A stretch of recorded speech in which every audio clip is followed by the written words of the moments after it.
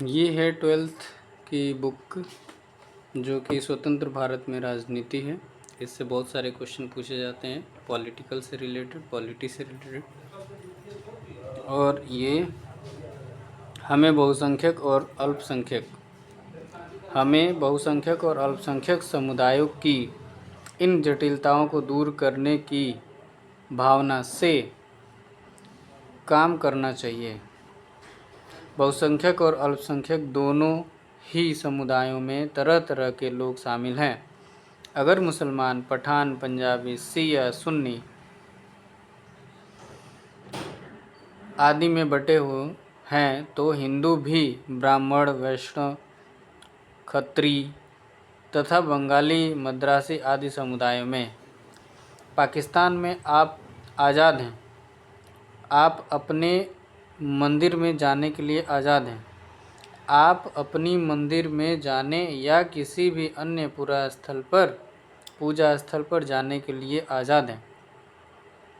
आपके धर्म, आपकी जाति या विश्वास से राज्य को कुछ लेना देना नहीं है। ये 11 अगस्त 1947 को कराची में भाषण देते हुए पाकिस्तान की संविधान सभा में अध्यक्षीय भाषण यानी जो अध्यक्ष थे मोहम्मद अली जिन्ना का ये कथन है। इनमें से आ जाएगा फाइंड करने को क्वेश्चन में कि ये कथन किसका है, इसमें से शॉर्टकट में पूछ लिया जाएगा। अगला क्या है, ये एनसीईआरटी बॉक्स की कटिंग बना रहा हूँ मैं। एनसीईआरटी बॉक्स जो कि बहुत ही इंपॉर्टेंट है, पेपर में आते जाते रहते हैं। भारत में मुसलमान अल्पसंख्यकों की तादाद इतनी ज़्यादा है कि वे चाहें तब भी यहाँ से कहीं और नहीं जा सकते। यह एक बुनियादी तथ्य है और इस पर कोई उंगली नहीं उठाई जा सकती। पाकिस्तान चाहे जितनी उकसावा दे या वहाँ के गैर मुस्लिम को अपमान और भय के चाहे जितने भी घूंट पीने पड़े, हमें अपने अल्पसंख्यक के साथ साथ सभ्यता और शालीनता के साथ पेश आना है। लोकतांत्रिक शासन व्यवस्था में हमें उन्हें नागरिक के अधिकार देने होंगे और उनकी रक्षा करनी होगी। अगर हम ऐसा करने में कामयाब नहीं होते तो यह एक नासूर बन जाएगा जो पूरी राज व्यवस्था में जहर की तरह फैल जाएगा और शायद उसको तबाह भी कर देगा। ये जवाहरलाल नेहरू का वक्तव्य है। मुख्यमंत्रियों को एक पत्र में 15 अक्टूबर 1947 की बात है। ठीक, तो जिन्ना साहब भी हो गए और नेहरू साहब भी हो गए। आगे ये थोड़ा देखते हैं, इनका फ़ोटो से आप पहचानिए। अमृता प्रीतम है, पंजाबी भाषा की प्रमुख कवयित्री और कथाकार। साहित्यिक उपलब्धियों के लिए साहित्य अकादमी, पद्मश्री और ज्ञानपीठ पुरस्कार से सम्मानित है। विभाजन के बाद दिल्ली में निवास इनका जीवन के अंतिम समय तक पंजाबी की साप्ताहिक पत्रिका यानी कि पंजाबी की साप्ताहिक पत्रिका नागमणि का संपादन किया है। कौन है? अमृता प्रीतम। आगे देखते हैं, इनके बारे में तो आप जानते ही हैं। फैज़ अहमद फैज़ सियालकोट में जन्म।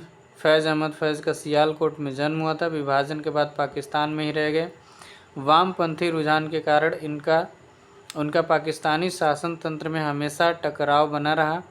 लंबा समय कारावास से गुजरा। नक्शे फरियादी, दस्त-ए-सबा तथा जिंदानामा इनके प्रमुख कविता संग्रह हैं। 20वीं शताब्दी के दक्षिण एशियाई कवियों में फैज़ बहुत ऊंचा स्थान रखते थे। ओके, थोड़ा अच्छा देखते हैं और क्या क्या हो सकता है। बढ़िया। ये तो वो है महात्मा गांधी की शहादत में ये सारी चीज़ें हैं। महात्मा गांधी ने 15 अगस्त 1947 के दिन आज़ादी के किसी भी जश्न में भाग नहीं लिया। वे कलकत्ता के उन इलाकों में डेरा डाले हुए थे जहां हिंदू और मुसलमानों के बीच भयंकर दंगे चल रहे थे। सांप्रदायिक हिंसा के उनके मन पर गहरी चोट लगी थी। यह देखकर उनका दिल टूट चुका था। अहिंसा और सत्याग्रह के निज सिद्धांतों के लिए वे आजीवन समर्पित भाव से काम करते रहे और हिंदू और गैर मुसलमानों को देखकर हिंसा का रास्ता छोड़ने के लिए अपील करते रहे। कोलकाता में गांधी जी मौजूद हालत में बड़ी हद तक सुधार चला हुआ। फिर आगे चल के सांप्रदायिक सद्भाव का कंटिन्यू प्रोत्साहन देते रहे और ठीक है, आगे देखते हैं। हिंदू और मुसलमानों के बीच दंगे एक बार फिर से भड़क गए और गांधी जी अमन कायम करने के लिए उपवास पर बैठ गए। दिन आगे क्या हुआ?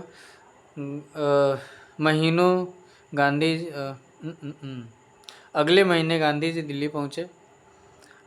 दिल्ली में भी बड़े पैमाने पर हिंसा हुई। गांधी जी दिल से चाहते थे कि मुसलमानों को भारत में गरिमापूर्ण जीवन मिले और उन्हें बराबर का नागरिकता मान लिया जाए। इस बात को सुनिश्चित करने के लिए वे बड़े चिंतित थे। भारत और पाकिस्तान के आपसी संबंधों को लेकर उनके मन में भी गहरी चिंताएं थीं। उन्हें लग रहा था कि भारत की सरकार पाकिस्तान के प्रति अपनी वित्तीय वचनबद्धताओं को पूरा नहीं कर पा रही है। इस बात से नाखुश थे वगैरह वगैरह। 1948 के जनवरी में एक बार फिर से उपवास रखना शुरू कर दिया। अंतिम उपवास और यह अंतिम उपवास उनका साबित हुआ 1948 जनवरी में। कोलकाता की तरह दिल्ली में भी उनके उपवास की जादुई असर हुई। सांप्रदायिक तनाव और हिंसा में कमी हुई। दिल्ली और उनके आसपास के इलाकों में मुसलमान सुरक्षित अपने घरों में लौटे। भारत की सरकार पाकिस्तान को उनका देय चुकाने पर राजी हो गई। ये सारी कहानी है और आप जानते हैं इसके बावजूद गांधी ने सत्य सुरक्षा हासिल करने में मना कर दिया। सशस्त्र सुरक्षा हासिल करने से मना कर दिया और अपनी प्रार्थना सभा में हर दिन की तरह वो किसी से मिलना जारी रखे। आखिरकार 30 जनवरी 1948 के दिन ही एक हिंदू अतिवादी नाथूराम विनायक गोडसे गांधी जी की संध्याकालीन प्रार्थना के समय उनकी तरफ चलता हुआ नज़दीक पहुंच गया और गांधी जी पर 3 गोलियां चलाई और गांधी जी को तत्क्षण मार दिया। इस तरह न्याय और सहिष्णुता को आजीवन समर्पित एक आत्मा का देहावसान हुआ। गांधी जी की मौत का देश के सांप्रदायिक माहौल पर मानो जादुई असर हुआ। विभाजन से जुड़ा क्रोध और हिंसा अचानक ही मंद पड़ गया। भारत सरकार ने सांप्रदायिक हिंसा फैलाने वाले संगठनों की मुस्कें कस दी। राष्ट्रीय स्वयंसेवक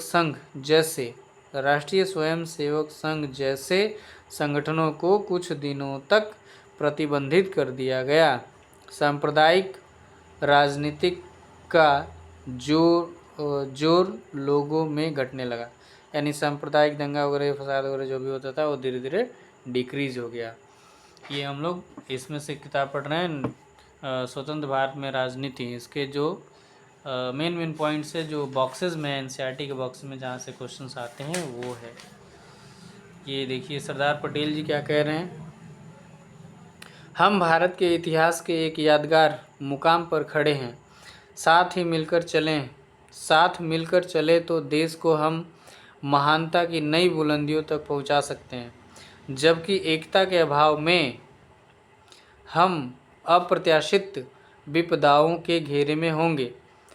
मैं उम्मीद करता हूं कि भारत की रियासतें इस बात को पूरी तरह समझेंगी कि अगर हमने सहयोग नहीं किया और सर्वमान्य की भलाई के साथ मिलकर कदम नहीं बढ़ाए तो अराजकता और अव्यवस्था हम में से सबको, चाहे कोई छोटा हो या बड़ा, घेर लेगी और हमें बर्बादी की तरफ ले जाएगी। ये कौन कह रहे हैं? सरदार पटेल जी कह रहे हैं। ये रियासतों के शासकों को एक पत्र में लिख के भेजें। और हम जानते हैं कि आई थिंक 562 ना, ये 562 रियासतों को एक साथ मिलाने का श्रेय जाता है पटेल जी को। आइए आगे देखते हैं। बहुत सारा ऐसे उड़ीसा में 26, छत्तीसगढ़ में 15, सौराष्ट्र में 14, 119 अन्य रजवाड़े। ये क्या है? अच्छा, ये छोटे छोटे रजवाड़े हैं। उड़ीसा में इतने लोग बटे हुए थे, छत्तीसगढ़ में इतने लोग बटे हुए थे, अलग अलग हिस्सों में। हैदराबाद के बारे में, सरदार पटेल जी के बारे में थोड़ा सा देखते हैं क्या इम्पोर्टेंट है।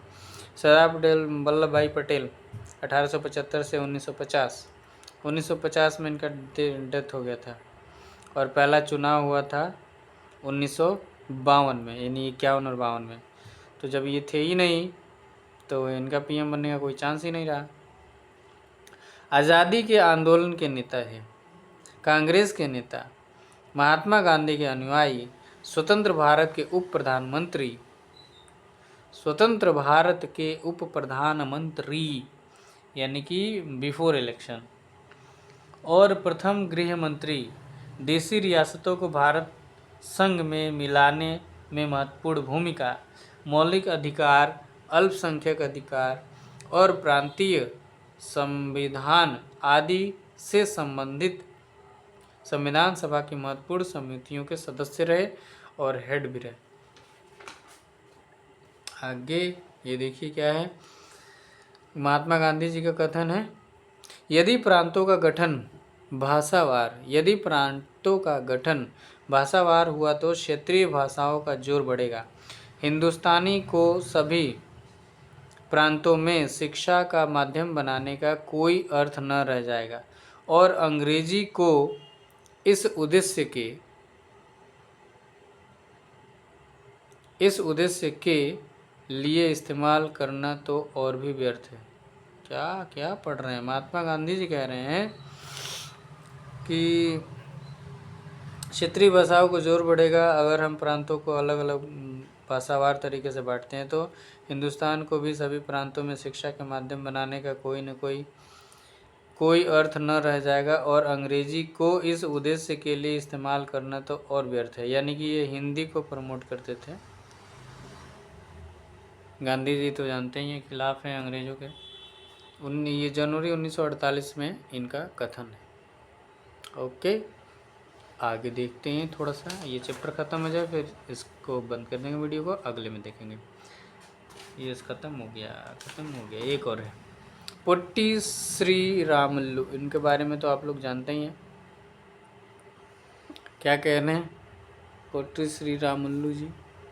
यस, पोट्टी श्री रामुलु 1901 से 1952 यानी कि इलेक्शन हो रहा था। गांधी जी गांधीवादी कार्यकर्ता थे, नमक सत्याग्रह में भाग लिए थे और सरकारी नौकरी छोड़ दी थी इन्होंने, व्यक्तिगत सत्याग्रह में भाग लिए थे। और 1946 में इस मांग को लेकर उपवास पर बैठे कि मद्रास प्रांत के मंदिर दलितों के लिए खोल दिया जाए। आंध्र नाम से एक राज्य बनाने की मांग को लेकर 19 अक्टूबर 1952 में आमरण अनशन पर बैठे और इसी आमरण अनशन में 56 दिन के आमरण अनशन पे इनका डेथ हो गया।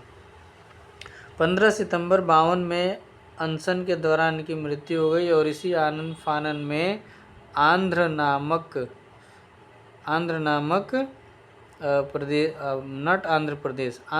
भाग तमिलनाडु से काट के बनाया गया, जो कि आई थिंक 7 अक्टूबर 1953 ना, यस 7 अक्टूबर 1953 में पहला भाषाई राज्य पे बना था आंध्र प्रदेश। तो बाद में उसका नामकरण हुआ है आई थिंक जब 1956 में राज्य पुनर्गठन आयोग का बना तब आंध्र प्रदेश हुआ। ये रहा पहले चैप्टर का एनसीईआरटी और फिर ऐसे धीरे धीरे राज्य जब बनते गए तो महाराष्ट्र और गुजरात 1960 में बना, और पंजाब, हरियाणा और हिमाचल प्रदेश 1966 में, मेघालय है, मणिपुर है, त्रिपुरा है, मेघालय, मणिपुर, त्रिपुरा 1972 में, मिजोरम और नागालैंड 1987, नागालैंड मिजोरम और अरुणाचल 1987, नागालैंड 1963 में, और 2 जून 2014 को तेलंगाना बना था, और यूपी, हरित प्रदेश, पश्चिमी भाग, महाराष्ट्र, विदर्भ, ये कुछ और है, इसमें नोट्स में से छाट गया है। तो ये पहले टॉपिक का हो गया। अब दूसरे टॉपिक हम बनाएंगे एक दल के प्रभुत्व के दौरान। अब ये दूसरा वाला टॉपिक एनसीईआरटी बॉक्स में लेके आएंगे। इसमें जितना सारा है वो मैं लेके आऊँगा, ये छोटे छोटे करके सारा एनसीईआरटी बॉक्स है, एक अलग से वीडियो बना दूंगा जिसमें ये सारे इंपॉर्टेंट आ जाएंगे, जिससे क्वेश्चन पुटअप किए जाते हैं। और ये एनसीईआरटी के बॉक्स वगैरह ना बहुत ही इंपॉर्टेंट है, यहाँ से तो बहुत सारे आते हैं। जैसे इनके A.K. गोपाल मेनन जी के बारे में पूछ लिया, अम्बेडकर जी के बारे में पूछ लिया, वल्लभ भाई पटेल, सरदार जी, जिन्ना जी, और ये दीनदयाल उपाध्याय जी हैं, इत्यादि लोगों के कथन हैं। ये सब मैं एनसीईआरटी बॉक्स में कवर करूँगा। श्यामा प्रसाद मुखर्जी हैं, तो सब डिटेल बनाऊँगा। यस, तो अभी पहला चैप्टर कंप्लीट हो गया, अब दूसरा चैप्टर करेंगे। अभी के लिए धन्यवाद, बहुत बहुत धन्यवाद, धन्यवाद, धन्यवाद।